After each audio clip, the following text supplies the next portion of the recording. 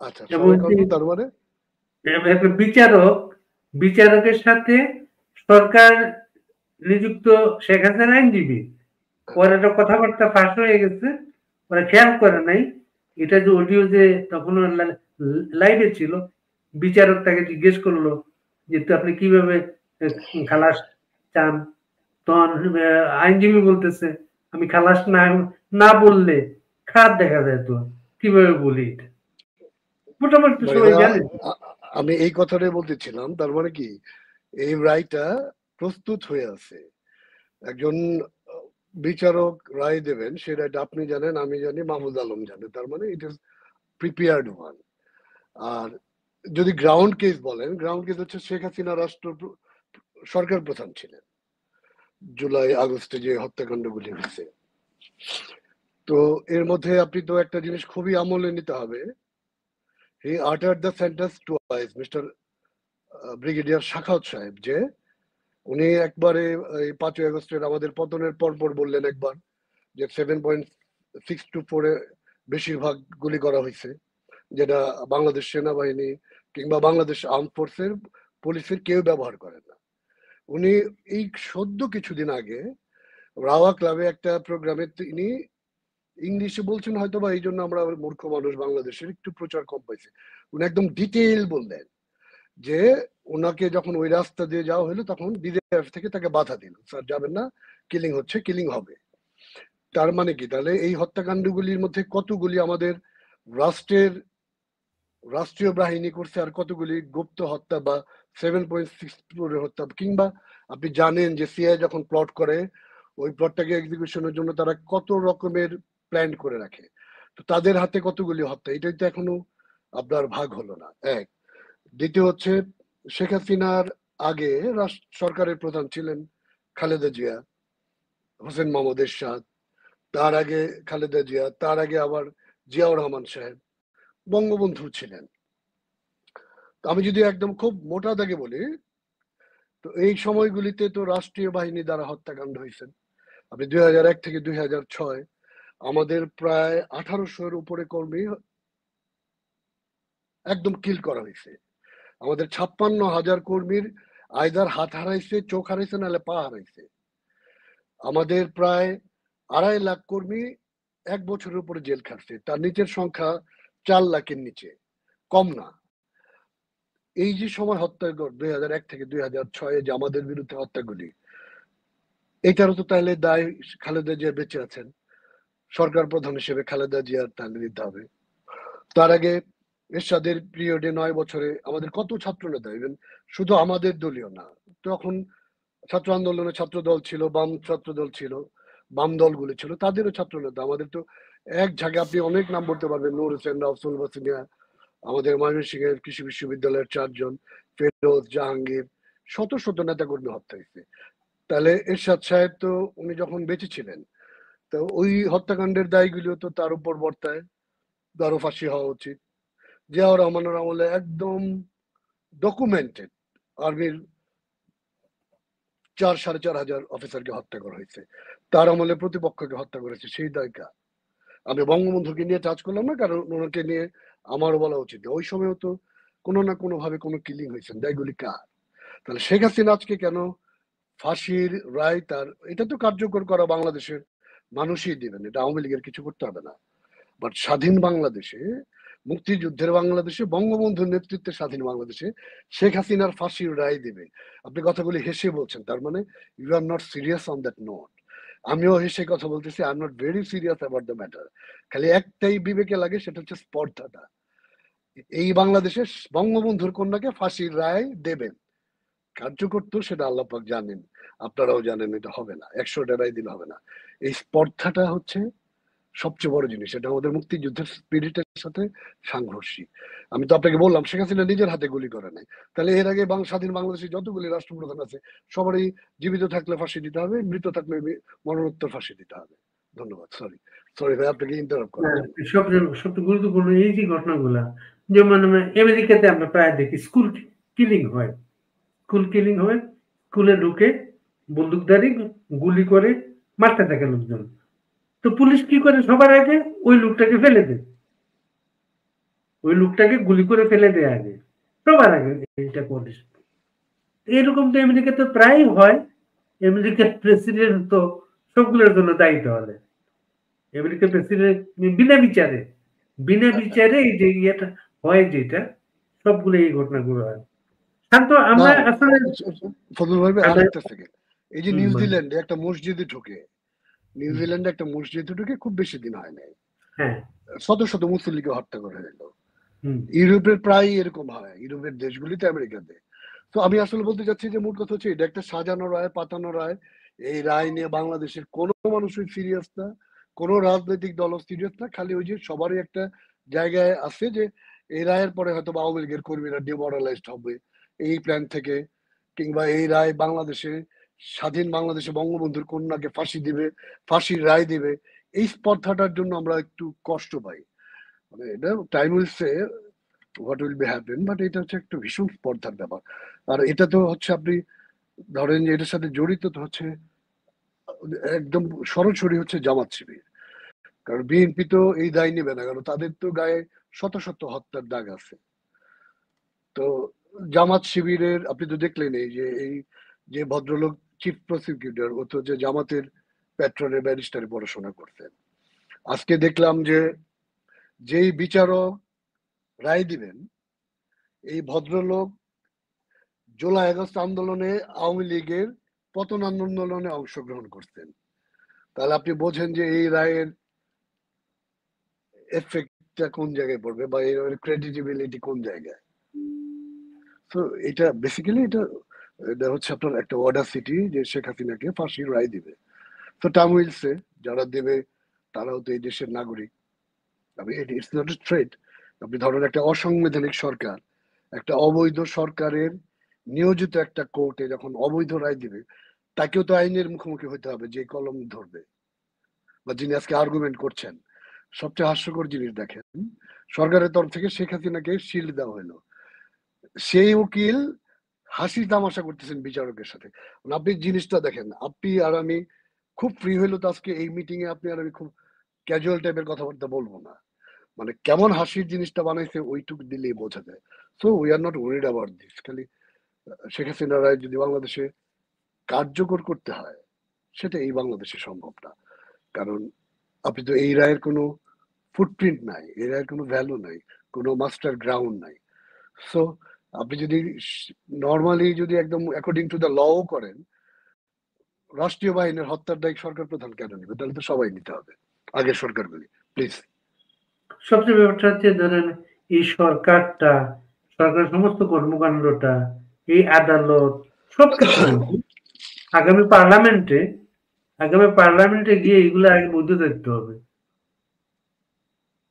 কারণ যে আইনগুলা, এই আদালতটা সংশোধন করা হয়েছে, যে আইনগুলা, পার্লামেন্ট নাই, এটা কিভাবে তারা ইয়ে করলো? সেটা সমস্ত কিছুকে মানে ফাঁসি দেওয়ার পরেও সেই ফাঁসিটাও পরবর্তী পার্লামেন্টে গিয়া পাশ করাতে হবে। বাড়ি ভাই, আপনাকে আমি এই ঘটনার একটা উৎস বলি। জিয়াউর রহমান সাহেব ক্ষমতায় আসছিলেন, একটা সময় কিন্তু মাননীয় হাইকোর্ট পুরো রেজিমটাকেই অবৈধ বলে ডিক্লেয়ার করছিলেন। সো পার্লামেন্ট ছাড়া একে তো হচ্ছে একটা তত্ত্বাবধায়ক বাংলাদেশের, যেহেতু they took the oath according to the rules of constitution, তাহলে ওই কনস্টিটিউশনে কি হচ্ছে, আপনাকে 3 মাসের মধ্যে নির্বাচন দিতে হবে। সেই নির্বাচনে যিনি সংখ্যাগরিষ্ঠ দল হবে, তারা অধ্যাদেশ বেসিক্যালি রাষ্ট্রপতি জারি করেন। তারা এই তাদের যে চাওয়া বা এই কনস্পিরেসিতে, জুলাই কনস্পিরেসিতে যারা অংশগ্রহণ করছিল, যারা লিড দিয়েছিল, তাদের চাওয়াগুলি পূরণ করতে হবে। তো আপনি যখন আইনগত ভাবেই যাবেন, আপনি 3 মাসের মধ্যে নির্বাচন করলেন না, ওই পার্লামেন্টে কি বৈধ হবে? এটা আমি জানি না, আমি আপনার কাছে জানতে যাচ্ছি। আপনি তো অ্যাটলিস্ট আমার চেয়ে হলো বিজ্ঞ। এটা এটা এটা আবার কেয়ারটেকার গভর্নমেন্ট বলতেছে না। এই গভর্নমেন্টটাকে কেয়ারটেকার গভর্নমেন্ট বলছে না, ইন্টারিম গভর্নমেন্ট বলছে। এবং যে রেফারেন্সে বলে তারা এই গভর্নমেন্টটাকে ইয়ে করছিল, সেখানে কোনো মেয়াদ দেয়া নাই এটার। বাংলাদেশের কনস্টিটিউশন এটা অ্যালাউ করে? এলাও করে না। এর জন্য পরবর্তী পার্লামেন্টে গিয়ে আচ্ছা, ইয়ে করছি। পরবর্তীতে পার্লামেন্টে কোনোভাবে যদি বাংলাদেশে ফেয়ার নির্বাচন হয়, by the grace of Almighty, আজকের যে বাংলাদেশের প্রেক্ষাপট, আমি বলছি না যে আওয়ামী লীগ একবারে ভূমিধস বিজয় করবে, but Awami League would be the largest party, that for sure. এটা আপনিও বোঝেন, এটা আমাদের সক্ষমতার জন্য না, এটা হচ্ছে গত 16 মাসে ইউনূস সরকারের ব্যর্থতা, ব্যাপক ব্যর্থতা, আর বিএনপি জামাতের ব্যাপক কুকর্ম। সেটা কন্ট্রারিবলি আমরা যদি আমরা যেই মার্জিনটা বা যেই লেয়ারটাকে আমরা বিলং করি ভালো বা মন্দ হিসেবে, সেটা তারা ওভার স্মার্ট সাপ্রেস করে গেছে। তাই বাংলাদেশের মানুষ ভোট দেওয়ার সুযোগ পেলে তো এখন তাদের অল্টারনেটিভ আওয়ামী লীগ ছাড়া তো নাই, বিকজ তারা বিএনপির 16 মাসের 2001 থেকে 2006। এবং এই সময়টা আওয়ামী লীগের জন্য খুব পজিটিভ। যেটা আওয়ামী লীগের পজিটিভটা হচ্ছে, মানুষ, বাংলাদেশের মানুষ বা যে কোনো দেশের মানুষ ইলেকশনের সময় ইমিডিয়েট পাস্ট গভর্নমেন্টটা দেখে, ইমিডিয়েট পাস্ট গভর্নমেন্টটা। আওয়ামী লীগ মানে ইমিডিয়েট পাস্ট গভর্নমেন্ট না। এর মাঝে যে দলটা এই যে ইউনিট গভর্নমেন্টটাকে সবাই ওন করছে, সবার দল, সবার গভর্নমেন্ট, এটা বিএনপির চাঁদাবাজি না কিছু, মানে immediate past government Awami League না এখন না। এর জন্য তারা আওয়ামী লীগকে ইলেকশনে সুযোগ দিতে চায় না। এই কারণে পাবলিক যদি ভোট দেওয়ার সুযোগ পায়, এর জন্য সম্ভবত আওয়ামী লীগকে সুযোগ দিতে চায় না তারা। এর জন্য তারা ইলেকশন যদি করেও ফেলে, তারা এটা একটা আপাতত গভর্নমেন্ট হবে, এটা স্টেবল গভর্নমেন্ট হবে না, স্টেবল গভর্নমেন্ট হবে না। আমি ব্যক্তিগতভাবে বিশ্বাস করি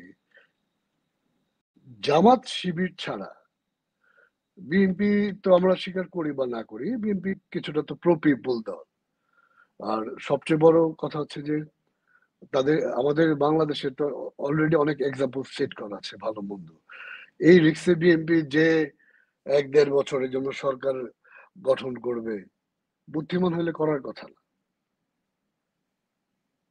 সে খুবই বেপরোয়া, সে যে কোনো ভাবে গভর্নমেন্ট ফর্ম করতে চায় না। তার জন্য তো তারা অলরেডি, আপনি দেখলেন যে তারেক জিয়ার সাথে দেখা করে আসছে ডক্টর ইউনূস, এই রাষ্ট্রপতির ডিগনিটির সাথে যায় না। জুলাই তাদের কি সনদ, আমি জুলাইয়ের রক্তকে আমি অবজ্ঞা করছি না, বাট এই রক্তের বিনিময়ে যেটা অর্জিত হওয়ার কথা ছিল সেটা তো অর্জন হয় নাই। মানে যারা এই যে আমাদের তরুণরা, যারা আমাদের ইয়থরা, যারা পলিটিক্যালি ইনভলভ না, যারা পাওয়ার ব্যালেন্স করে না, পাওয়ার এক্সারসাইজ করে না, শুধুমাত্র একটা বিবেকের তাড়নায় হোক, তাদেরকে মোটিভেট করে হোক রাস্তায় নামানো হয়েছিল। তাদের যে স্বপ্ন ছিল, মুগ্ধদের যে স্বপ্ন ছিল, সেই স্বপ্নটা কি আজকে পূরণ হয়েছে? একটা বেটার বাংলাদেশের স্বপ্ন দেখছে তো আওয়ামী লীগের চেয়ে। আওয়ামী লীগের আমল ধরেন যে ভীষণ খারাপ ছিল, ধরেই নেই সেটা কেমন ছিল। আজকে বাংলাদেশের মানুষ তো বলছি আগেই ভালো ছিলাম, আপনি ধরে নেন। তো সেই আমলটার চেয়ে কি তারা ভালো কিছু উপহার দিতে পারছে? এই মুগ্ধদের রক্ত কি বৃথা যায় নাই? আজকে আমরা যারা পলিটিক্স করি, আমাদেরকে যাদেরকে কারাপ্ট বলা হয়, আমরা টাকা বাজার করি, আমরা কারাপ্টেড। তো আজকে আপনি দেখেন 16 বছর, 20 বছর, 30 বছর, 40 বছর পলিটিক্স করে আওয়ামী লীগ বিএনপি নেতার একটা বাড়ি ঘর গাড়ি কিনে দামি। আব্দুল হান্নান মাসুদ যে গাড়ি থেকে নামে, একটা, আমি কেন বললাম ওর, আমার মনে হয় যে যারা জুলাই আন্দোলনের ছাত্র যারা লিড দিছিল, ওদের মধ্যে ফাইন্যান্সিয়ালি বা বোধহয় সবচেয়ে খারাপ হচ্ছে আব্দুল হান্নান মাসুদেরই। ওর বাড়িটা আমি দেখলাম তো।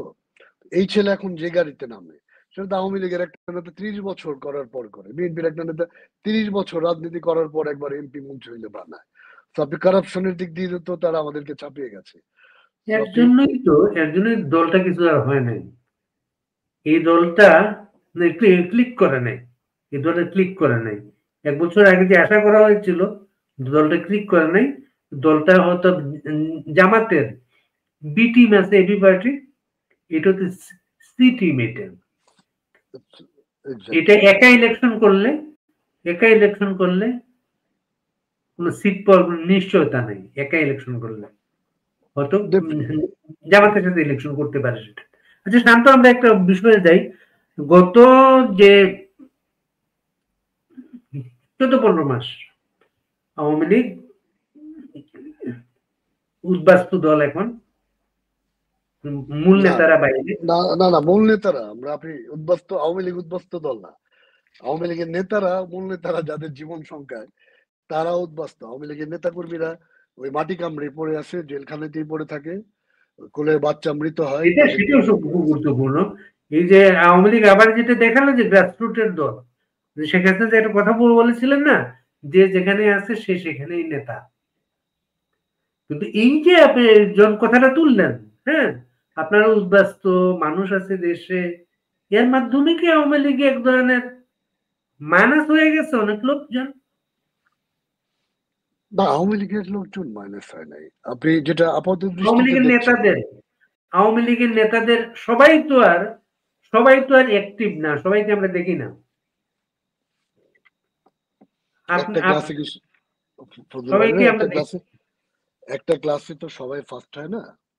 তো এই সময়টা দলের এই সময়ের প্রয়োজনে যারা নিজেদেরকে চুপচাপ রাখছেন, আপনি যত রকমের অ্যাডভার্স সিচুয়েশনই হোক, আওয়ামী লীগ তো দলই, বিরোধী দল হিসেবে জন্ম আওয়ামী লীগের। আওয়ামী লীগ তো 3বার জন্ম নিছে। একবার যুক্তফ্রন্টের সময় সোহরাওয়ার্দী সাহেব যুক্তফ্রন্টে করছিলেন, সেই দলটাকে আবার বের করে বঙ্গবন্ধু আওয়ামী লীগ বানাইলেন। It's second time birth of Awami League.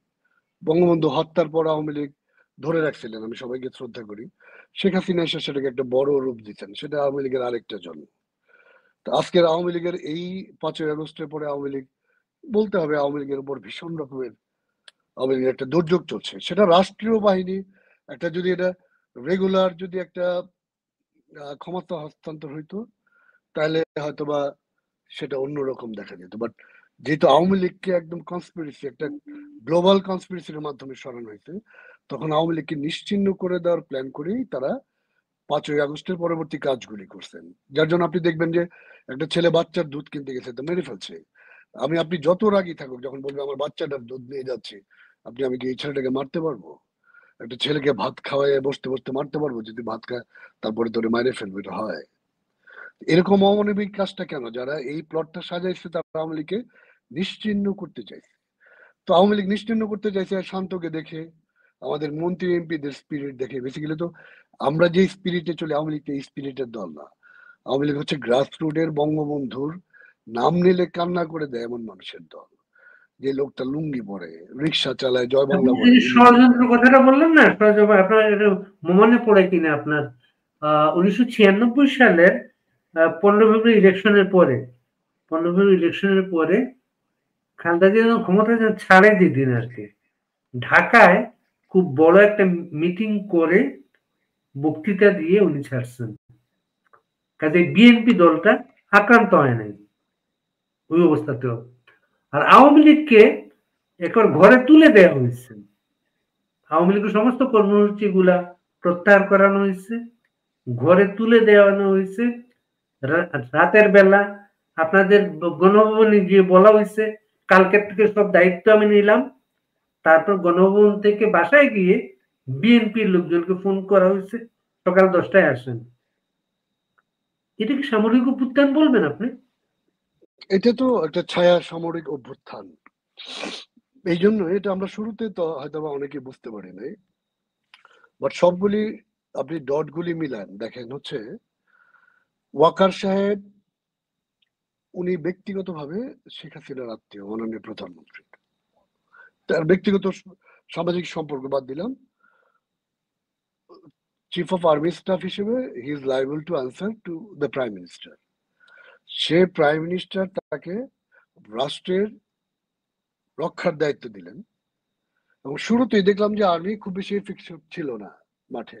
আমরা তো মাঠের কর্মী, এই জামাত বিএনপিকে 5 তারিখের আগে যেহেতু আমাদেরকে ফেস করতে হয়েছে, একদমই এফেক্টিভলি কাজ করে নাই। এরপরে যিনি, এটাকে আপনি এক ধরনের চিটিং বলা তো যাবে, এক ধরনের ইটস ক্লিয়ার চিটিং। সেটা হচ্ছে যে আপনি রাষ্ট্রের প্রধানকে, একটা রাষ্ট্রের প্রধান অর্গান, আপনি আইন শৃঙ্খলা রক্ষার, আর্মির চিফ যে বললেন যে আপনার দল মাঠে থাকার দরকার নাই মাননীয় প্রধানমন্ত্রী, আমি এই দায়িত্ব নিচ্ছি এটা নিরাপত্তার বা রাষ্ট্রের নিরাপত্তা। যার পরিপ্রেক্ষিতে কিন্তু 4 তারিখ 5 তারিখ আমাদের ঢাকা চলো কর্মসূচিটা বাতিল হইল। তো আওয়ামী লীগ তো আপনি যদি সব শেষে একদম দুর্গন্ধ হয়ে যাওয়ার পরে যদি আমরা দাঁড়ায় থাকি বাংলাদেশে, আওয়ামী লীগের ভোট তো আপনি 30% নিচে নামাতে পারবেন না। আমি আমি আমি কোন জায়গাটা টাচ করলাম, আপনি ধরেন যে একেবারে আমরা গন্ধ হয়ে গেলাম, ভীষণ রকমের দুর্গন্ধ মুক্ত যুক্ত হয়ে গেলাম। বাট আওয়ামী লীগ দলটা তো নিচের জায়গার দল, মানে নিচের লেয়ারের দল, মাছগুলি তো নিচে থাকে আমাদের তৃণমূলের নেতারা। এখানে তো আপনি 30% নিচে না। আপনি ধরেন যে এই আওয়ামী লীগটা যদি ঢাকামুখী হইতো, আপনি যদি 4-5 তারিখ দল থেকে যদি ডাক দিত, 20 লাখ 30 লাখ 40 লাখ বাদ দেন, আপনি 5 লাখ লোক তো সমাগম করার ক্ষমতা আমাদের আওয়ামী লীগের সক্ষমতা ছিল ওই সময়। তো তাহলে কি আমাদের এইভাবে পতনটা দেখতে হতো? এটা এটা একদম ক্লিয়ারলি আমাদের সেনাবাহিনীর প্রধান, উনি সিআইএর এজেন্ডাকে বাস্তবায়ন করে দিয়েছেন, এবং যেটা করলেন যে খুব চতুর ভাবে করলেন। একটা হচ্ছে যে আপনি ডিক্লারেশন দিয়ে দেন 3 তারিখ যে আমি আওয়ামী লীগকে, আমি রাষ্ট্রকে শেল্টার দিব না, আমি রাষ্ট্রের দায়িত্বে যাব না, আমি এই সংঘর্ষের মধ্যে নাই।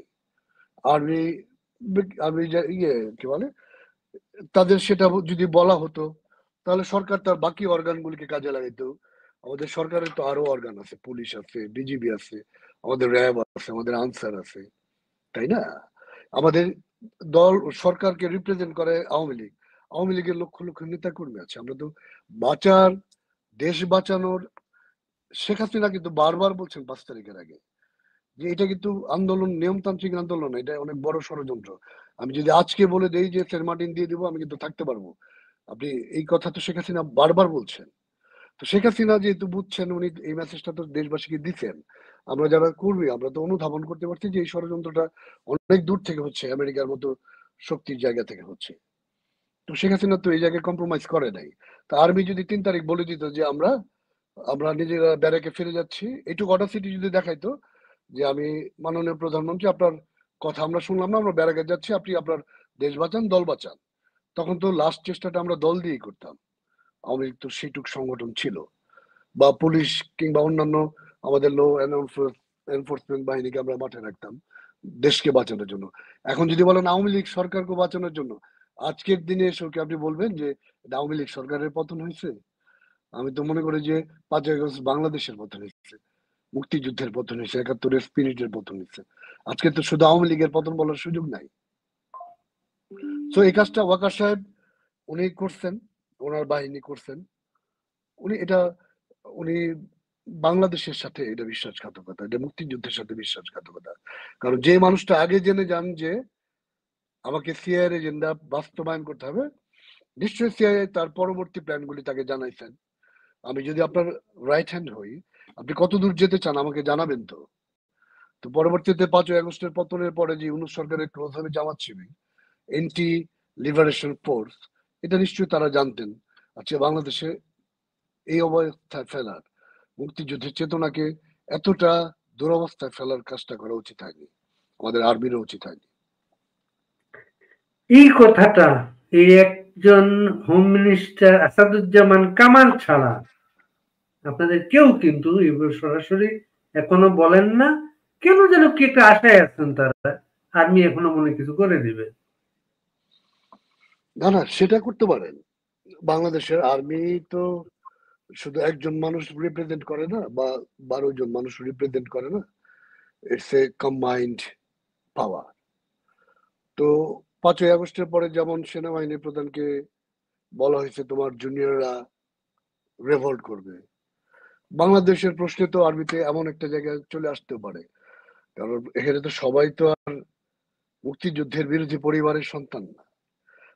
নিশ্চয়ই বাংলাদেশের মেজরিটি পিপল মুক্তিযুদ্ধের স্পিরিটকে বহন করে, তাদের সন্তান হয়তো আর্মিতে আছে।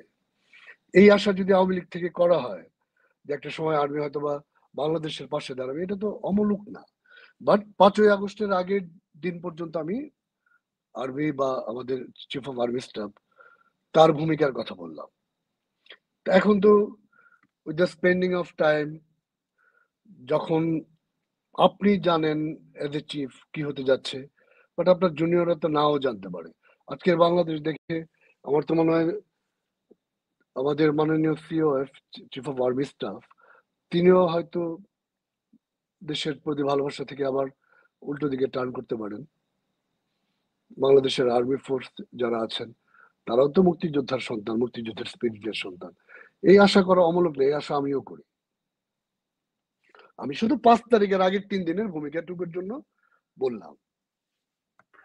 এই যে গত 15-16 মাসে আপনারা বিদেশ থেকে আপনাদের কাজ আমরা দেখলাম হচ্ছে আপনার টেলিগ্রাম গ্রুপে বক্তৃতা দিলেন, আপনারা প্রতিদিন অনলাইনে নানা জায়গায় কথা বলেন, আর হচ্ছে দেশের ভিতরে গ্রাসরুটের বিশেষ করে ছাত্রলীগ সারা বাংলাদেশে মিছিল যেগুলো হচ্ছে, মিছিলের মূল শক্তিটা কিন্তু ছাত্রলীগ, কিন্তু সব একটা শান্তিপূর্ণ কর্মসূচি ছিল, এগুলো অহিংস কর্মসূচি, কোথাও কোনো কাউকে আঘাত করা হয়নি। কিন্তু এখন 13 তারিখ যে 13 নভেম্বর যেটা আসছে, এবং নানা বাহিনীর পাশাপাশি আমার একটা উপদেষ্টা আসিফ মোহাম্মদ সজীব ভুইয়া ঘোষণা দিয়ে প্রশিক্ষণ শুরু হয়েছে, একটা সামরিক প্রশিক্ষণ। সামনে কি আপনি সহিংস আন্দোলন দেখতেছেন? না, আমি সহিংস আন্দোলন দেখি না। এই জন্যই দেখি না, এই যে আমাদের যে উপদেষ্টা বৃন্দ, এদের মধ্যে মেন্টালি জেনারেশন গ্যাপ অনেক। আপনি দেখবেন এই ধরনের অবান্তর কাজ বা কথাগুলি যারা সিনিয়র উপদেষ্টা আছেন ওনারা কিন্তু বলেন না বা কাজ করেন না। তো আসিফ মোহাম্মদ সজীব ভাইয়া, ওর বয়স, ওর অভিজ্ঞতা, হি ইজ দ্যাট ইম্যাচিউর যে ওর জায়গা থেকে এগুলি বলা বা করাটা সোজা। কারণ ও তো লাইফে কিছু দেখে নাই। ও একটা ধরেন, ওরে তো আপনি অসংখ্য ছবি দেখবেন এমন নুরুর সিদ্ধান্ত পেছনে। কি সে একা নিতে পারে? হৃদয়ের না সিদ্ধান্ত সেটা একা না নিতে পারে না। না না না, আমার মনে হয় না। সেটা হচ্ছে আপনি দেখবেন যে ওর ওর যে জায়গাটা, আপনি যদি বলেন যে আমার ধারণা এটা কোনো ওকে দিয়ে বলানো হয়েছে, কারণ একটা এই কথাগুলি ধরেন একটা বয়স্ক, একজন ম্যাচিউরড, একজন এস্টাবলিশড ব্যুরোক্রেটসের মুখ দিয়ে বলাটা খুব অসংযত দেখা যেমন যায়। মাহফুজ কিন্তু অনেকবার বলছে এটা, এটা আমি গৃহযুদ্ধ সামনে, বাড়ি ভাই, আমি সহিংস। এটাই বলার চেষ্টা করতেছি যে এই কথাগুলি ওই উপরের প্রেসক্রিপশনে যারা এই প্লট আমাদের 5ই আগস্টের পর পরিবর্তন ঘটেছেন, এটা তাদেরই একটা prescription. It's a kind of fair তৈরি করা। ফেয়ার তৈরি করা মিনস করে আপনি দেখেন ওদের 5ই আগস্টের পরে বক্তব্য যে যদি 5ই আগস্ট আওয়ামী লীগের পতন না হইতো তারা সশস্ত্র বিপ্লবে যেত। তার মানে কি তাদের একটা ছোটখাটো হোক বড় হোক প্রিপারেশন ছিল। সশস্ত্র বিপ্লবের কথা যে বলে যে তারা ফেলিওর হলে যেত, তার মানে সশস্ত্র বিপ্লবের প্রিপারেশন তাদের ছিল। তাদের ওইটুক নিশ্চয়ই তাদের কাছে সশস্ত্রতা আছে, মানে আর্মস গুলি আছে। তো আজকে হয়তো বা গভর্নমেন্ট তাদেরকে ফেভার করতেছে, যার জন্য আমাদের আইন শৃঙ্খলা বাহিনী তাদেরকে কিছু করছে না। আপনি আল্লাহ যদি রহম করেন, কালকে যদি এই পট পরিবর্তন হয়, তখন তো ওদের এই কথার জন্যই জবাব দিতে হবে অস্ত্রগুলি কোথায়। এদের পেট মোড়া দিয়ে বেঁধে যখন বাড়ি দিবে, তখন তাদের অস্ত্রগুলি কোথায়, কে কে হেল্প করতে, সবই তো বের হয়ে আসবে জাতির সামনে। আমি সশস্ত্র বা রক্ত দেখি না, এই জন্যই আমি এখনো বিশ্বাস করি বাংলাদেশের সেনাবাহিনী, বাংলাদেশের পুলিশ, বাংলাদেশের র্যাব, বাংলাদেশের আমাদের নিরাপত্তা রক্ষী যারা আছেন আমাদের বর্ডার লাইনে, এই সমস্ত বাহিনীগুলি দেশপ্রেমিক বাহিনী। এরা মুক্তিযুদ্ধের স্পিরিটের সাথে মার্জ হওয়া বাহিনী। এরা থাকতে বাংলাদেশে অন্তত লিবারেশন ফোর্স স্পিরিট আর এন্টি লিবারেশন ফোর্স স্পিরিট এর এই যুদ্ধটা আরো হতে দিবেন না। ইফ দে অ্যালাউ, যদি তারা নিশ্চুপ থাকেন, তারা যদি বাংলাদেশে যা খুশি তাই ঘটতে দেন, তাহলে এই যুদ্ধটা তো আওয়ামী লীগের হবে না। It would be the war between the force of 71, the spirit of 71, and against the spirit of 71. বাংলাদেশের পক্ষের আর বিপক্ষের শক্তির যুদ্ধ হবে। সেই যুদ্ধটা যদি কোনো কারণে হইতে দেয় বাংলাদেশ সেনাবাহিনী সকল বাকি বাহিনী, তাহলে ডেফিনেটলি এটা একটা রক্তপাত, এটা ভীষণ বড় রকমের রক্তপাত। সেই রক্তে আমারও থাকতে পারে, ওদেরও থাকতে পারে। যেমন গত 14-15 মাসে তারা তো সবচেয়ে মনোযোগের সাথে যে কাজটা করে যাচ্ছে, কোথাও আওয়ামী লীগের গন্ধ আছে এমন কাউকে কোথাও তারা রাখছে না। সে ইউনিভার্সিটির ভিসি থেকে আরম্ভ করে পুলিশের কনস্টেবল পর্যন্ত কোথাও কারো আওয়ামী গন্ধ আছে এমন কেউ, এমনকি নতুন অনেককে জয়েন করানো হচ্ছে জামাত শিবিরের লোকজন দেখে জয়েন করানো হচ্ছে। ফজল ভাই, আপনাকে আমি একটা সিচুয়েশন বলে দিই। এগুলি তো আমরা দেখছি যারা ছোট থেকে রাজনীতি করি বা ছাত্র রাজনীতি করি। 2001-এ যখন বিএনপি ক্ষমতায় আসলো, ক্ষমতায় ছাড়ার সময় কিন্তু হাওয়া ভবন ছিল বেসিক্যালি ক্ষমতার কেন্দ্রবিন্দু in the disguise of Khaleda Zia. তো ওই সময় কিন্তু এই প্রশাসনের ঠিক 3-4টা লেয়ার করা ছিল। ডিজিএফআই এর প্রধান ছিল বিএনপি মনা, সেনাবাহিনীর প্রধান ছিল বিএনপি মনা, হাসান সাহেবকে 4 জনকে সুপারসিড করে এমন একটা টাইম ফ্রেম করা হয়েছিল যে ঠিক এই সময়টায় বিএনপি যখন ক্ষমতায় থাকবে তখন তাদের বিএনপির সাবেক নেতা হাসান সাহেব তত্ত্বাবধায়কের প্রধান হবে। সবকিছু তো করা হয়েছিল, বাট ওই যে একটা কথা আছে না, ম্যান পোজেস গড ডিসপোজেস। এটা তো বাংলাদেশ, এটা পাকিস্তান না। মানে জামাতের প্রশাসন যে যত ইয়া করুক, চালাকি করুক, মানুষের কাছে ধরা পড়ে যায় সেটা। ডেফিনেটলি আপনি এই যে প্রশাসনের লেয়ার তো আপনি জানেনই ভাই। একটা তো শুধু সচিব তো আর প্রশাসন না, তারপরে উপসচিব থাকে। আমি মানে যেটা বলার চেষ্টা করলাম, লেয়ার তো অনেক আছে, সব তো আর জামাত দিয়ে পারবে না। জামাতের এত লোক বল নাই। আপনি সেকেন্ড লেয়ারটাতে বিএনপি কে বসাবে, তো বিএনপির যে লোকটা থাকবে সেই লোকটা তো নিশ্চয়ই দেশপ্রেমিকও হইতে পারে। তার কাছে মুক্তিযুদ্ধের আজকের এই অবমাননাটা তার কাছে কষ্টের হইতে পারে, সে কোনো মুক্তিযোদ্ধার সন্তান হইতে পারে, সে তো এটা আটকে দেবে। এটা আপনি সাকসেসফুল হবে না বাংলাদেশে, আমি আপনাকে মোটামুটি গ্যারেন্টি দিলাম আল্লাহর উপর ভরসা করে। মানে 13 জামাতকে দিয়ে তারিখে জামাত 13 তারিখে যে আপনারা যে কর্মসূচি দিলেন, এই কর্মসূচির জন্য কি সংগঠন প্রস্তুত সারা বাংলাদেশে? মানুষ প্রস্তুত। আপনি সংগঠন তো আমাদের আমরা যারা, আপনি বললেন না যে উদ্বাস্ত, আমি কিন্তু প্রোটেস্ট করলাম। আপনি আমাকে উদ্বাস্ত বলতে পারেন, আই লেফট দ্য কান্ট্রি, সেটা বিভিন্ন জনের বিভিন্ন রিজন, বাট আমার নেতা কর্মীরা আছেন, বাংলাদেশের মানুষ। আজকে আপনি নিরপেক্ষভাবে বলেন বাংলাদেশের মানুষ কি অবস্থা আছে, তাদের মানসিক জগৎটা কোন জায়গায়। এরকম বাজে মানে দেশের ভেতরে এমন আর্থসামাজিক বাজে অবস্থা এর আগে কোনো গভর্নমেন্টের সময় হয় নাই। আমরা তো একটা খারাপ রেজিম বলি 2001 থেকে 2006। বিএনপির এই রেজিমটাকেও তো, এই টেনরটাকেও তো ওরা খারাপ দিক দিয়ে সাপ্রেস করে ফেলছে। তো বাংলাদেশের মানুষ এখন অনেক কিছুই মেনে নিবে না। আপনি সেটা দেখবেন, এখন ওই যে রিক্সাওয়ালা দেখেন না, আপনি আওয়ামী লীগের নেতা জোরে কথা বললে পারে না হয়তো বা জীবনের ভয়ে, রিক্সাওয়ালা কিন্তু ইউনূস সাহেবের ডট ডট গালি দিয়ে ওপেন ঢাকা শহরে দিয়ে রিক্সা চালাচ্ছেন। একজন ট্যাক্সিওয়ালা কিন্তু একেবারে মা বাপ তুলে গালি দিচ্ছেন, আমি বলতে চাই না গালির লেভেলটা।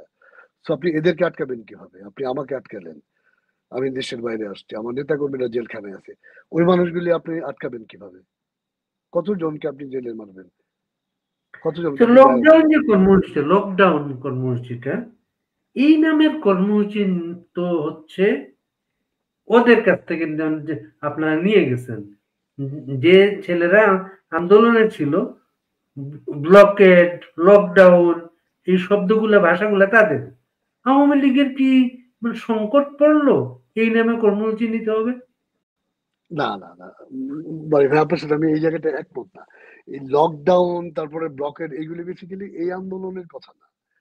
এটা হচ্ছে এই কথাগুলি আপনার ইউরোপ থেকে আমদানি করা, মানে সফিস্টিকেটেড একটা ওয়ার্ড। আপনি এই জুলাই আগস্ট আন্দোলনে এটা ভীষণ রকম ওরা ইউজ করছে। এটা হচ্ছে যে যারা প্ল্যান করছে তারা এটা তরুণদের কথা চিন্তা করে বলছে। বাংলাদেশের একটা বড় অংশ হচ্ছে তরুণ প্রজন্ম। তারা এই হরতাল, ভাঙো, চোরো, অমুক করো, তমুক করো, এই শব্দগুলিকে তারা হেইট। সো এই জন্যই যারা জুলাই আগস্টের প্লটে আছে তারা তো বাংলাদেশের তরুণদেরকে স্টাডি করেই করছে। তো তারা এই শব্দগুলি তাদের প্রতি মানে ইম্পোজ করছে যে রোড মার্চ টু ঢাকা। এটা তো আমি ছোটবেলাও বামফ্রন্টদেরকে শুনছি, রোড মার্চ টু ঢাকা।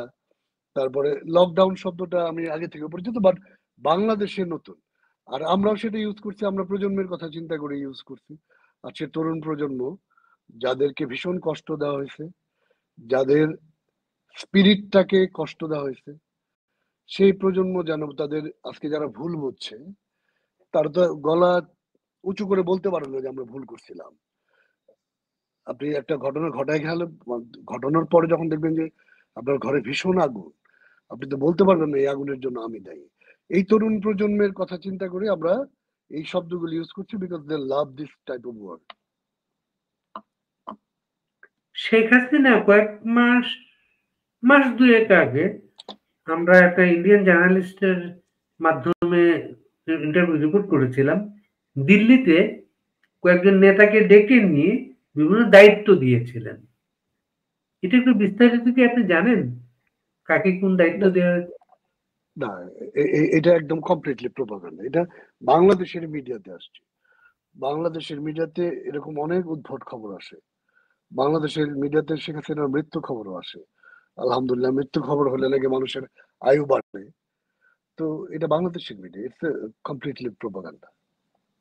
কিন্তু একজন Indian journalist, press club of ইন্ডিয়ার প্রেসিডেন্ট গৌতম লাহিড়ী, উনি ইন্টারভিউ দিয়ে আমাদেরকে বলেছিলেন এটা। উনি কি শেখ হাসিনার ইন্টারভিউ স্ট্রেট নিছেন, সরাসরি ওয়ান টু ওয়ান ইন্টারভিউ নিছেন? না, তাহলে আমার এই ব্যাপারটা আমার জানা নেই। কিন্তু আপনার একটা এই শুধু কর্মসূচির এটুকু বুঝি যে আমাদের সাংগঠনিক সম্পাদককে, যারা দায়িত্বে ছিলেন, দায়িত্বপ্রাপ্ত যারা যারা এখন জেলের বাইরে আছেন, তাদেরকে সংগঠন গোছানোর জন্য তাগাদা দেওয়া হয়েছে। তার অঞ্চলে, দায়িত্বপ্রাপ্ত অঞ্চলে সংগঠনকে শক্তিশালী করার জন্য তাগাদা দেওয়া হয়েছে। এমন তাগাদা যাদেরকে দেয়া হয়েছে আমরা কয়েকজনের নাম পাই, কিন্তু আমরা যখন রিপোর্ট করি, কিন্তু কোথাও কিন্তু আপনার সাধারণ সম্পাদককে পাই না। কারণটা কি?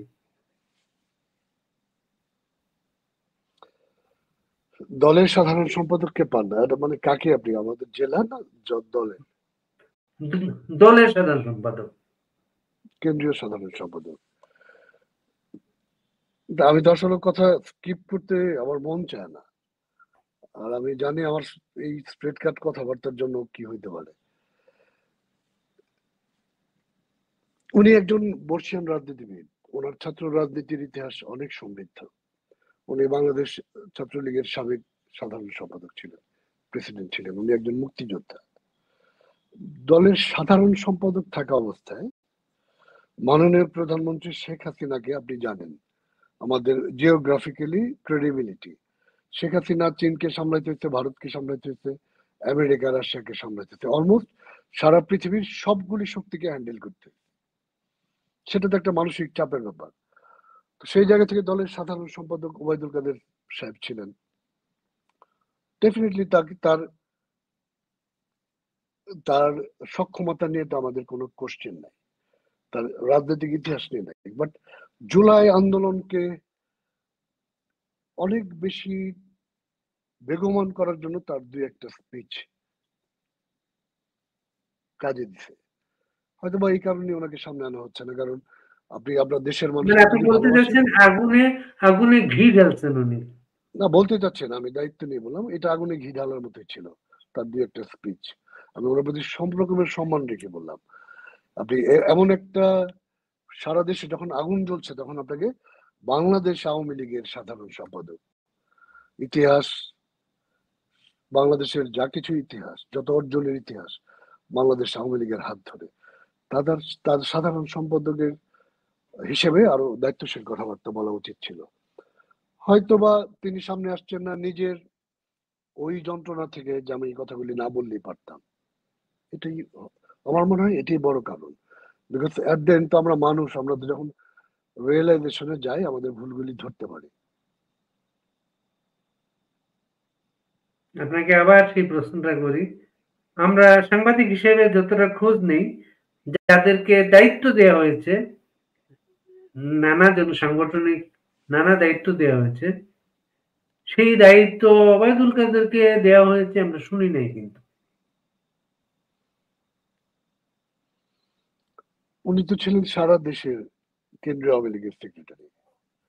তো না বেসিক্যালি এখন তো এই যে আপনার উদ্বাস্তু জীবনে আপনাদের নেতারা যারা বাইরে আছেন তাদেরকে দায়িত্ব দেওয়া হয়েছে, তারা দায়িত্ব পালন করছেন।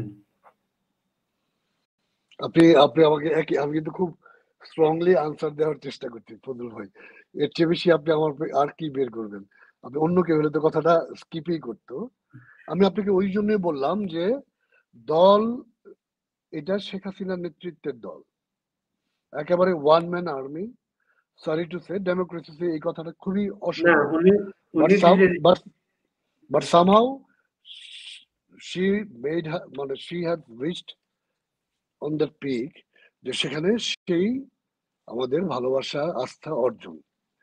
সেই জায়গা থেকে তিনি যখন আমাদেরকে ধরো আমাকে একটা দায়িত্ব দিলেন, সেটা এই দায়িত্বটা আমি পালন করতে পারি নাই। আমি আমার ময়মনসিংহ মহানগর আওয়ামী লীগের সেক্রেটারি, আমি আমার দায়িত্বটা পালন করতে পারি নাই। উনি যদি আমাকে এখন দায়িত্ব না দেন, সেই জায়গা থেকে তো তিনি ভালো কাজটাই করলেন। কারণ আমি তো তার মেসেজটা আমি জনগণের কাছে কনভে করি নাই as the secretary of Mymensingh মহানগর। তো যদি এই ধরনের কিছু থাকে then I would be the happiest one. কারণ দলের যারা গুরুত্বপূর্ণ জায়গা থেকে দায়িত্ব পালন করতে পারে নাই, আজকে শেখ হাসিনার 16 বছর তার সরকার বাংলাদেশকে যেই উচ্চতায় নিয়ে গিয়েছিলেন, সেখানে বাংলাদেশে এমন একটা আন্দোলন হওয়াই তো কথা না। সেই আন্দোলনটা হয়েছে, সেই আন্দোলনের সময় আমরা যারা দায়িত্ব পালন করি নাই, আমাদের আর রাজনীতি করার অধিকার নাই। কারণ এই একটা আন্দোলনের ব্যর্থতা শেখ হাসিনার না, এটা তার চারপাশে আশেপাশে আমরা যারা আছি, তাকে যারা আমরা কথাবার্তা বলার সুযোগ রাখি, আমাদের ব্যর্থতা। আমাদের নেতৃবৃন্দ যারা আছেন তাদের ব্যর্থতা। বাংলাদেশে উনি একজন রাষ্ট্রপ্রধান, তাকে সর্বোচ্চ নিরাপত্তায় থাকতে হয়। তাকে দেশের পালসের কথাটা যে সত্যি ভাবে বলতে পারবেন, সে দলের ভালো চান। আজকে এই ব্যর্থতার জন্য সারা বাংলাদেশ হুমকির মধ্যে, মুক্তিযুদ্ধ হুমকির মধ্যে, আমাদের লাখ লাখ নেতাকর্মী জেলখানায়, বাড়িঘর ছাড়া। এটা কিন্তু ছোট জিনিস না। বাড়ি ভাই, আমি আপনি আজকে বিদেশে বসে খুব বড় বড় আলাপ করতে পারছি, কিছুক্ষণ আগে ভালো ভাত খেয়েছি। আমাদের নেতাকর্মী কিন্তু অনেকে সন্তানের দুধের টাকাও কিনতে পারে না, দুধ কিনতে পারে না। জেলখানায় আমার বন্ধু জেলা যুবলীগের সদস্য ছিল, কালকে তার পা কেটে ফেলছে। জেলখানায় থেকে তার পায়ে গ্যাংরিন হয়েছিল বা স্ট্রোক করছিল কিছু একটা। তার পায়ে পায়ে আমাদের স্ট্রোক তো বলতে খালি যেটা বুঝি পায়ে হয়েছে, তার পা কেটে ফেলছে। এরকম অসংখ্য আওয়ামী লীগের নেতাকর্মী আজকে কোনো কারণ ছাড়াই, তাদের কোনো অন্যায় ছাড়াই এই ধরনের পরিস্থিতির মুখোমুখি। যাদের জন্য তাদেরকে যদি শেখ হাসিনা দায়িত্ব না দেন, এদের কর্মী হিসেবে আমরাও খুশি। আপনি একটা কথা বললেন না, ওয়ান ম্যান আর্মি, এটা জার্নালিস্ট, আমরাও তাকে তো খুব কাছে থেকে দেখছি। এই মানুষটা এই দলটাকে 21 বছর পরে ক্ষমতায় নিয়ে এসেছিলেন। এই মানুষটা গত 16 বছর, মাঝখানে তো আওয়ামী লীগ তো ক্ষমতার বাইরে ছিল 5 বছর। আবার এই মানুষটা একা, উনি যখন জেল থেকে বেরোলেন, যখন 2008 এর গভর্নমেন্ট লিড দিতে শুরু করলেন, তখন মনে হলো জেলে যখন ছিলেন উনি অনেক হোমওয়ার্ক করেছেন, খুব পরিশীলিত ভাবে কাজগুলো শুরু করছেন। এই মানুষটা আওয়ামী লীগকে আবার ধরে গেছে ক্ষমতায়। এই মানুষটা গত 14-15 মাসে আমরা যেটা দেখলাম, একা এই বয়সে একটা দলকে আবার টেনে তুলছেন। আমরা খুব গ্রাসরুটের ছেলেমেয়ের সাথে কথা বলি, তাদের অনুষ্ঠানে নিয়ে আসি, আমরা খুব অবাক হই। ছেলেমেয়েরা বলে আমাদেরকে, আমি 5 বার কথা বলছি, আমি 6 বার কথা বলছি। ওরা আমাকে বলে হচ্ছে ওরা জানে সকাল 7:30টা থেকে 9টা পর্যন্ত উনি সবার ফোনের রিপ্লাই দেন। বলে আমি মিছিলের ছবিটা ওই সময় উনার ইয়েতে দেই, হোয়াটসঅ্যাপে দেই। উনি দেখেছেন, সিন করেছেন, সাথে সাথে উনি দেখে আবার উনি কিন্তু কল করেন। মানে এই ছেলেগুলা মানে অন্যরকম এক পরিস্থিতি। সর্বশেষ উনার যে ইন্টারভিউ গুলা, এই ইন্টারভিউ গুলা একটা জায়গায় আছে আপনারা তো সবসময় তো সবাই বলেন যেটা নেত্রী আসবে, বাংলাদেশ আসবে, এই কথাটা স্লোগান এবং প্রতিদিন যে কথাগুলো হচ্ছে শেখ হাসিনা কবে আসবেন, এই ইন্টারভিউ গুলাতে একটা জায়গায় আছে যে তিনি সেই দেশে আসবেন না যেখানে একটা অবৈধ সরকার ক্ষমতায় থাকবে, সেই দেশটাতে আসবেন না। মানে একটা দেশে আসাটা বিলম্বিত হয়ে গেল, তাই না? দেশে আসাটা বিলম্বিত, আসলে সময়, time is the best healer বলে দিতে পারবে। আপনি তো এমনও হতে পারে যে আমি আপনাকে যেটা বলার চেষ্টা করতেছি সেটা হচ্ছে যে ডক্টর ইউনূস তো আওয়ামী লীগকে তার পার্সোনাল এনিমি ভাবেন। পার্সোনাল, এটা কিন্তু একদম আপনিও বোঝেন আমিও বুঝি। শুধুমাত্র একটা বিরোধী দল হিসেবে যদি ট্রিট করতেন তাহলে আমরা ন্যায় বিচার পেতাম। ন্যায় বিচারটা কি, যারা আওয়ামী লীগের ভিতরে অন্যায় করছেন, যারা আওয়ামী লীগের ভেতরে লুটপাট করছেন, টাকা পাচার করছেন, যাদেরকে যাকে যেই ব্লেম দেওয়া হোক, শুধু যদি যদি দ্য ভেরি পার্সন যদি বিচারের সম্মুখীন হয় তাহলে কিন্তু আমাদের কোনো আপত্তি নাই। আওয়ামী লীগের কোনো নেতা কর্মীর আপত্তি নাই। আপনি তো ঢালাও ভাবে আওয়ামী লীগের একটা সমর্থককে অ্যারেস্ট করছেন, 12 মাস ধরে জেলখানায় থাকে, তার পরিবার কষ্ট করে। নেতা কর্মী তো আপনি পেলে ওখানে মারতেছেন, আপনি মব জাস্টিসের নাম দিয়ে সেটাকে আবার আপনারা ভেরিফাই করছেন। ওরা কি বোঝে যে সময় এগুলি কেমন ওদের জন্য বুমেরাং হবে? তো আপনি কোন বাংলাদেশে শেখ হাসিনা আসবে যেখানে আওয়ামী লীগের একজন সমর্থককেও কথা বলতে দেওয়া হয় না, জেলখানা হয় কালকে আপনি, কালকে না পরশু দিন একটা মেয়ে, ছোট মেয়ে, 16-17 বছরের মেয়ে, সে একটা ছবি তুললো, শেখ হাসিনার ছবি, কিসের সামনে আমার ঠিক খেয়াল করতে পারতেছি না, যমুনার সামনে না শহীদ মিনারের সামনে। আর আপনি এটা দেখছেন, এই মেয়েটাকে অ্যারেস্ট করা হলো। ও তো পলিটিক্যালি, ও পার্টি যেন না বোধহয়, তাহলে তা আপনি ধরেন যে একটা মানুষ, সে যদি বঙ্গবন্ধুর ছবি হাতে নিয়ে ছবি তুলে তাকে অ্যারেস্ট করা হয়, এই বাংলাদেশে আপনি শেখ হাসিনা আসবেন কেন? শেখ হাসিনা আসবেন মুক্তিযুদ্ধের বাংলাদেশে। এই প্রো পাকিস্তানিদের হাতে বাংলাদেশ, সেই বাংলাদেশে তো নেত্রী নিরাপদ না, নেত্রী জীবন নিরাপদ না। আপনি শেখ হাসিনাকে বাংলাদেশে বিরোধী দলে থাকা অবস্থায় 24-25 বার হত্যা করার চেষ্টা হয়েছে। সেখানে আজকে বাংলাদেশে পাকিস্তানে আইএসআইয়ের এজেন্ট, তাদের সিআইএর এজেন্ট, তাদের আপনার পাকিস্তানি জঙ্গিরা ভরা, পাকিস্তানি মিলিটারি অফিসাররা বিভিন্ন সাজে ব্যবসায়ী সেজে বাংলাদেশকে ভরে রাখছেন। শেখ হাসিনার জীবন কি সেখানে নিরাপদ? আপনি ওয়েস্টিন হোটেলে যেই পাকিস্তানের সরি আমাদের আমেরিকার সেনাবাহিনীর লোকটা যে কিল্ড হইলো, আমেরিকা তো চুপ কেন? আমেরিকার কোন একটা বড় অফিসার বাংলাদেশের মতো একটা দেশে একটা হোটেলে কিল্ড হওয়ার পরে সে চুপ থাকে, এটা কি হয়? যেখানে আমেরিকার নাগরিক একটাকে মারলে সেই দেশ পারলে আমেরিকা রাসায়নিক বোমা মারে ধ্বংস করে দেয়। তো এইরকম একটা দেশে আপনি শেখ হাসিনার জীবন তো এটা শুধু একটা জীবন না। শেখ হাসিনার জীবনের সাথে বাংলাদেশের জীবন জড়িত, ৭১-এর চেতনার জীবন জড়িত, তার লক্ষ লক্ষ নেতাকর্মীর জীবন জড়িত। সে কি হুমকি গেলে আসবে, সেখানে তার জীবনের নিরাপত্তা থাকবে না, আল্লাহ না করুক তাকে যদি কিল করা হয়, বাংলাদেশ, আওয়ামী লীগের কথা আপনি বাদ দেন, বাংলাদেশটাই কোথায় দাঁড়াবে? এই ৭১-এর চেতনা আপনি কাকে দিয়ে প্রতিষ্ঠিত করবেন? বাংলাদেশে মুক্তিযুদ্ধ আপনি কাকে দিয়ে প্রতিষ্ঠা করবেন? Who is the second man? আপনি বিএনপি মুক্তিযুদ্ধের সাথে কম্প্রোমাইজ করা দল। আপনি বিএনপি, আমি কিন্তু বিএনপিকে খুব বেশি হেট্রেট স্পিচ বলি না। বিএনপি নিয়ে রাজনীতি করি মাঠে, তাদেরও তো নেতা কর্মী আছে, তারাও তো কিছুটা মুক্তিযুদ্ধের পক্ষেও অনেক মানুষ আছে, বাট মুক্তিযুদ্ধের সাথে কম্প্রোমাইজ করে বিএনপি। আওয়ামী লীগ যেটা করে নাই, আওয়ামী লীগ দেশের সাথে কম্প্রোমাইজ করে নাই। শেখ হাসিনা সেন্ট মার্টিন কিংবা ওই বঙ্গোপসাগরে তেলকূপ দিয়ে দিলে এখনো প্রধানমন্ত্রী থাকতো, সেটা বিএনপি সম্ভব হইতো কিনা আমার আমার কোয়েশ্চেন আছে। কারণ বিএনপি মুক্তিযুদ্ধের সাথে কম্প্রোমাইজ তো জিয়া রহমান সাহেব করছেন, ওনার সময় প্রধানমন্ত্রী বানাইছেন যাকে, তিনি একজন রাজাকার ছিলেন। তার ওয়াইফ পরবর্তীতে রাষ্ট্রপ্রধান বানাইছেন আব্দুর রাজ্জাক বিশ্বাসকে, তিনি রাজাকার ছিলেন। বিএনপির জামাত শিবিরকে মন্ত্রিসভায় দিচ্ছেন। বিএনপি মুক্তিযুদ্ধের সাথে কম্প্রোমাইজ করে। তো মুক্তিযুদ্ধকে প্রতিষ্ঠিত করতে হলে শেখ হাসিনাকে বেঁচে থাকতে হবে। আজকে আপনি দেখেন বাংলাদেশে বাম দলগুলি যারা হাসিনার পতন আন্দোলনে অংশগ্রহণ করছেন, তারা বলে হাসিনা, মানে তারা শেখ হাসিনা তো বলেন না। বা আমাদের, এটা তো বেসিক্যালি আওয়ামী লীগ, আপনি একটা জিনিস টার্মটা খেয়াল করেন, হাসিনা পতন আন্দোলন মানে আওয়ামী লীগের পতন বলে না। মানে শেখ হাসিনাকে কিন্তু এই জায়গায় তারা ছোট করে না, হেও করে না। Sheikh Hasina is that person যাকে বিলং করে একটা পার্টি এভাবে যে তার সরকার বলে, আওয়ামী লীগ সরকার বলেন। আপনি লাস্ট কিছুদিন যাবত দেখছেন যে হাসিনা সরকার বলে, হাসিনা সরকার বলে। তো শেখ হাসিনা তো আসলে এমনই একজন উচ্চতার মানুষ বিরোধীদের কাছে। আমাদের কাছে তো আমাদের জীবনের মতো দামি। তো তাকে তো বাঁচাতে হবে, তাকে বাঁচতে হলে এই বাংলাদেশের পট পরিবর্তন করে তাকে আনতে হবে। অন্তত যে বাংলাদেশে যেই সরকারে থাকুক মুক্তিযুদ্ধের পক্ষে বলবে, সেই সরকার শেখ হাসিনাকে অ্যাসাসিন হতে দেবে না বাংলাদেশের স্বার্থে। আপনি যে একটা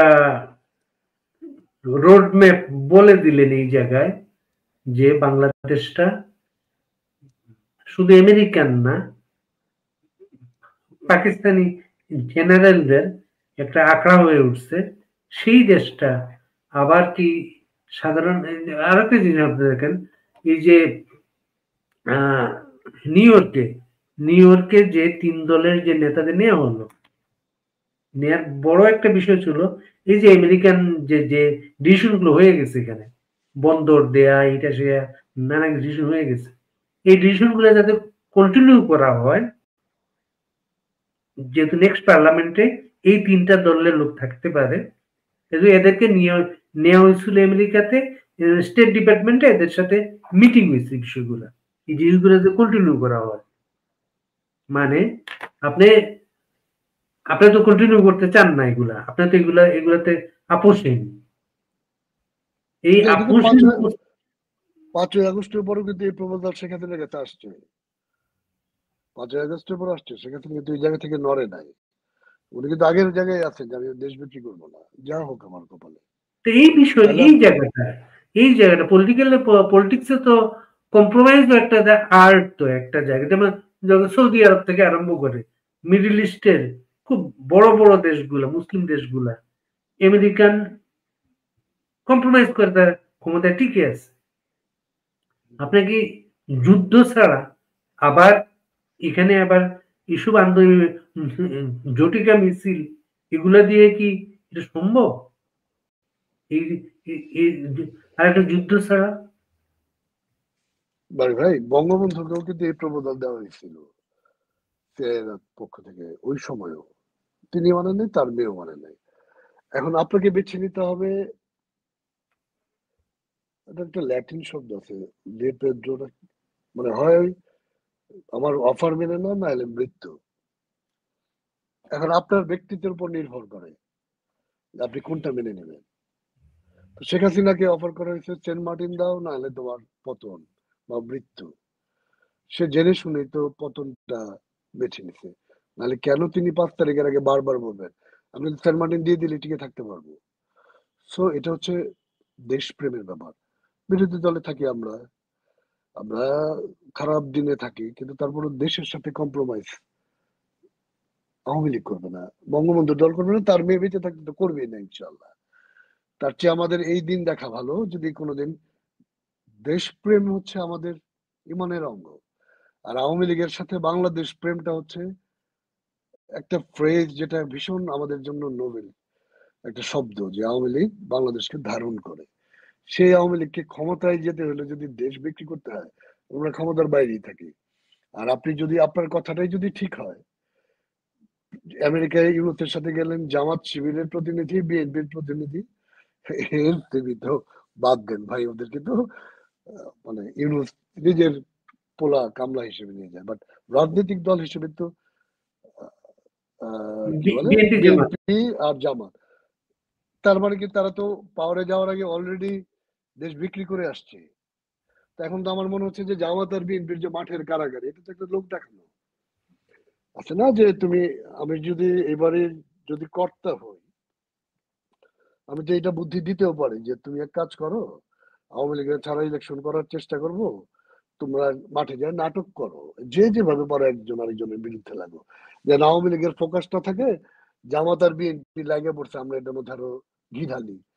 তারা ওই জায়গায় ব্যস্ত থাকুক, ঠাপ করে তাদেরকে, ওই যে ধাপ করে শব্দটা মানে কি বুঝছেন তো ভাই, অল অফ সাডেন। তো এই সময় তাদেরকে নিয়ে, তাদেরকে বাইরে রেখে একটা ইলেকশন করে ফেলবো। বিএনপি তুমি রাষ্ট্র দায়িত্ব নেবা, বিরোধী দল থাকবে জামাত। জামাত বাংলাদেশের প্রধান বিরোধী দল হওয়ার আশা রাখে? এই ভোট কি তাদের আছে কখনো? এইটা কিন্তু আরেকটা গেম হইতে পারে। এটা আমরা কিন্তু অনেকে এই জায়গাটায় মনোযোগ দিচ্ছি না। আমরা দেখতেছি জামাত নেতা বিএনপির বিরুদ্ধে গালি দিচ্ছে, বিএনপি জামাতকে গালি দিচ্ছে।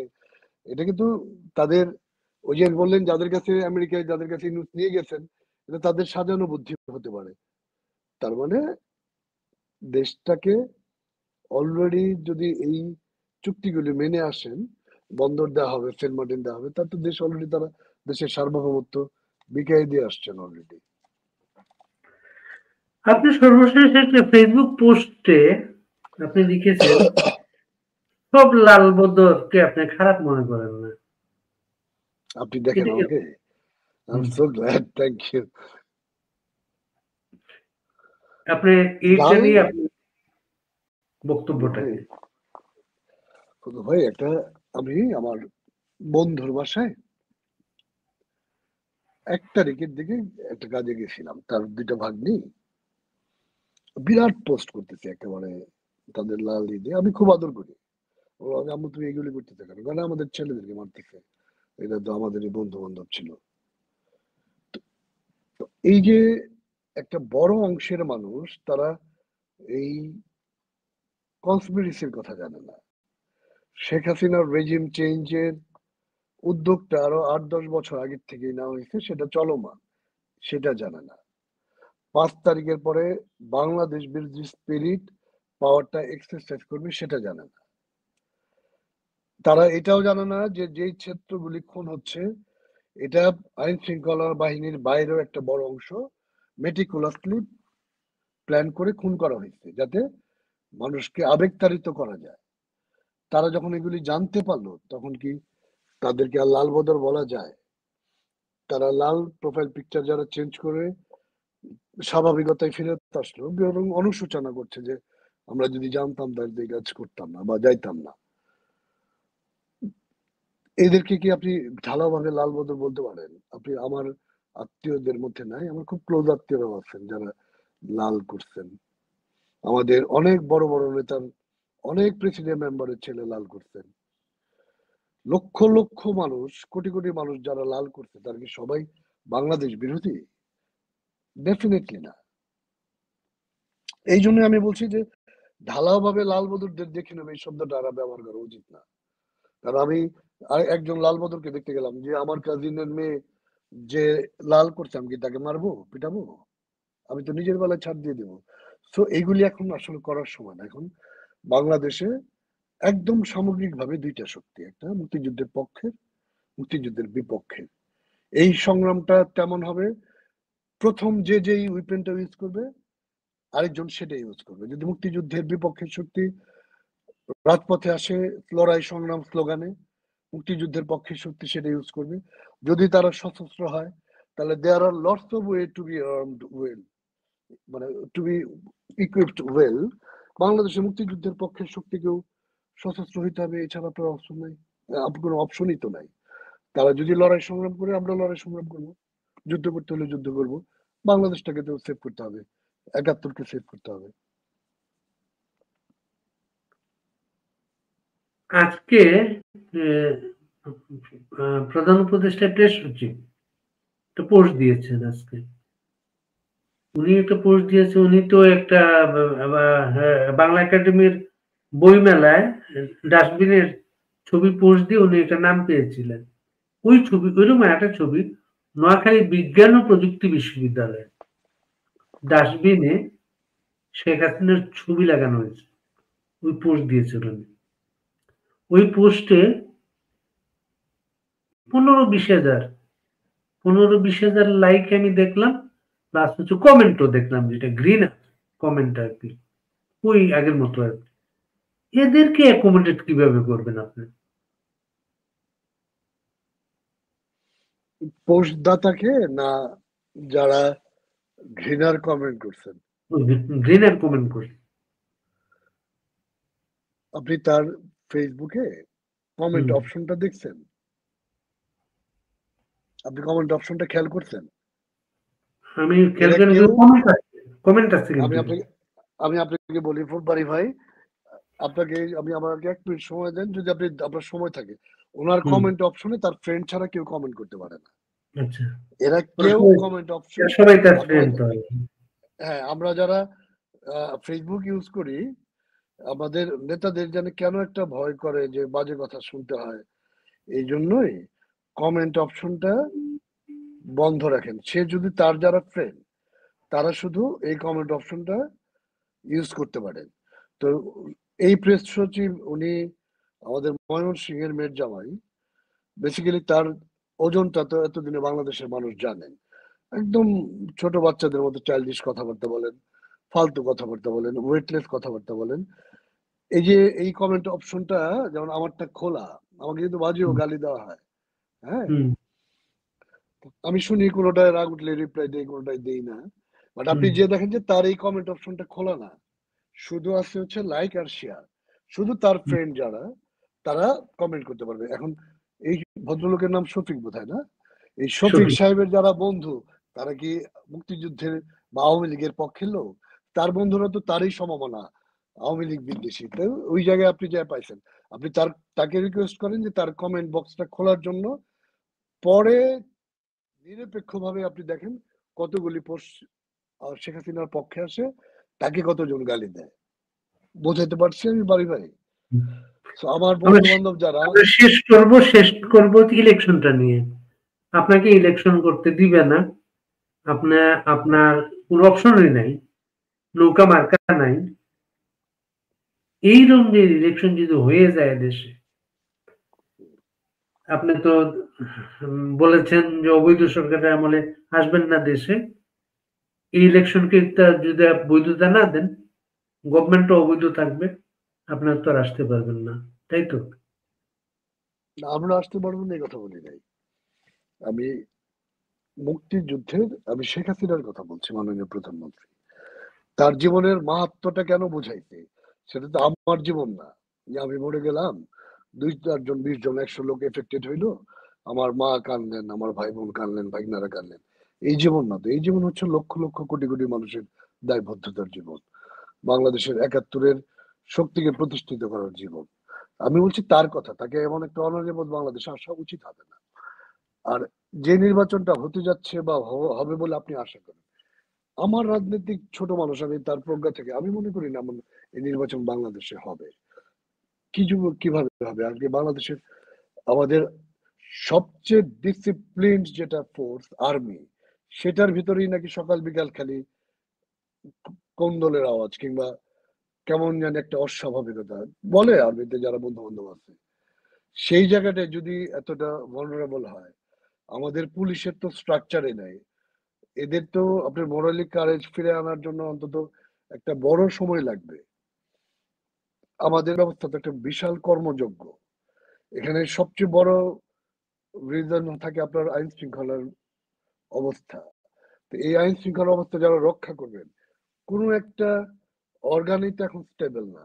আপনি যদি আর্মিটাকেও ঠিক রাখতেন, 5ই আগস্টের পরে আর্মিতেও এমন ভাবে আগুন জ্বালানোর চেষ্টা করলো যেন এই অর্গানটাও যেন ডিভাইড হয়ে যায়। তার মানে কি, বাংলাদেশকে তো অকার্যকর করার চেষ্টা, বাংলাদেশের স্বাধীনতা সার্বভৌমত্ব যেন সহজেই নষ্ট হয়ে যায় সেটার চেষ্টা। এখন আপনার আর্মি যদি ভালনারেবল থাকে,